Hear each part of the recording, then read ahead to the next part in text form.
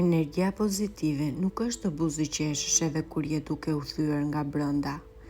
E kemi dëgjuar shumë herë. Mendo pozitivisht, mos u dorëzo, dërgo energji të mirë, por ndonjëherë këto fjalë duken të zbrazta, veçanërisht kur jeta bëhet e vështirë. Në këtë video dua të flasim së bashku me sinqeritet dhe me qetësi për një nga temat më të rëndësishme për shëndetin tonë mendor. Energjia pozitive, jo si një klishe, por si një zgjedhje e vetëdijshme që mund të ndryshojë rrënjësisht mënyrën si jetojmë. Energjia pozitive nuk do të thotë jemi gjithmonë të lumtur, nuk do të thotë të injorojmë dhimbjen apo të fshehim ndjenjat negative. Në psikologji, energjia pozitive lidhet me një gjendje të brendshme të qetësisë emocionale, shpresës, mirëkuptimit me veten dhe të tjerët.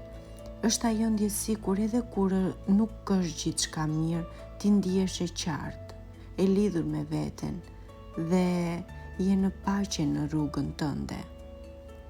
Ka shumë gjëra që na konsumojnë pa e kuptuar.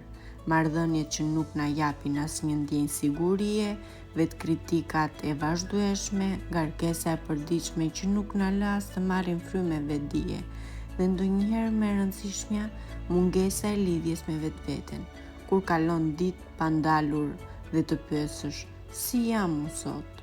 Çfarë më mungon? Çfarë më mbush?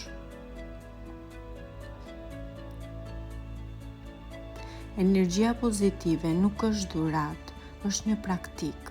Ja disa mënyra që mund të na ndihmojnë të kultivojmë atë në jetën e përditshme. Vetdia emocionale. Mëso të njohësh se çfarë ndjen dhe pse. Mos e fsheh. Falenderimi i përditshëm. Çdo ditë shkruaj ose mendo 3 gjëra për të cilat je mirënjohëse. Zgjedh njerëzit që ke pranë. Mos lejo që kushdo të ketë akses në energjinë tënde. Pushime mendore dhe emocionale. Nuk është luks të pushosh, është domosdoshmëri për të mbajtur balancën. Kujdesi për trupin, aktiviteti fizik, gjumi, ushqimi. Të gjitha ndikojnë emocionet tona. A i dini si e dallon një njeri me energji të mirë? Jo sepse buzëqesh gjithmonë, por sepse edhe kur flet për gjëra të vështira e bën me dritë, sepse ka vendosur të mos lejojë errësirën të zgjasht më shumë se sa duhet, sepse është aty për veten e vet, çdo ditë. Mos prit që bota të ndryshojë që të ndihesh më mirë. Fillimi i energjisë pozitive është brenda teje, në fjalët që i thua vetes, në mënyrën si e trajton shpirtin tënd. Kujtoje, ti je energji dhe ke fuqinë të kthesh veten në dritë, edhe në ditët më të errëta. Dua ta mbyll këtë video me një reflektim personal. Në jetën time, si çdo njeri, kam kaluar momente sfiduese, momente kur gjithçka dukej e paqartë, e rëndë dhe energjia mungonte. Por një gjë e kam mësuar me kalimin e kohës.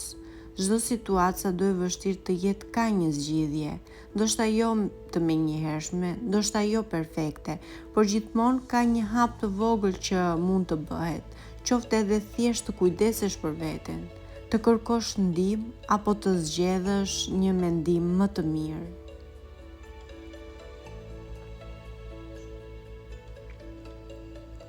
Unë përpiqem të gjej atë hap.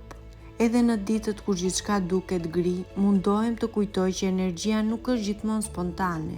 Ajo ndërtohet me zgjedhje të vogla, me durim, me dashuri për veten. Dhe nëse edhe ti po kalon një periudhë të vështirë, dije që nuk je vetëm. Edhe fakti që po e dëgjon këtë video është një hap i mirë, sepse po kujdesesh për veten tënde. Dhe kjo është një formë e fuqishme e energjisë pozitive.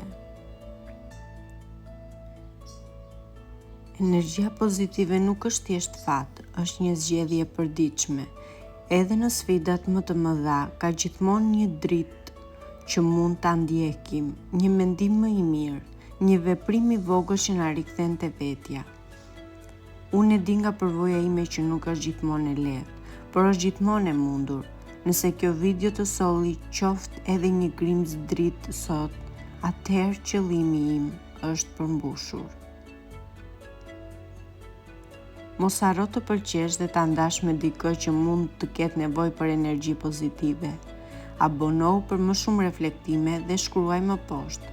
Çfarë të jep ty energji pozitive në ditët e vështira? Komenti yt mund të motivoj dikë tjetër. Nëse dëshiron të flasim më gjatë për tema të tjera që lidhen me shëndetin mendor, je i mirëpritur të qëndrosh këtu me mua në këtë udhëtim. Deri herën tjetër, kujdesu për veten me butësi dhe dashuri. Miru dëgjofshim.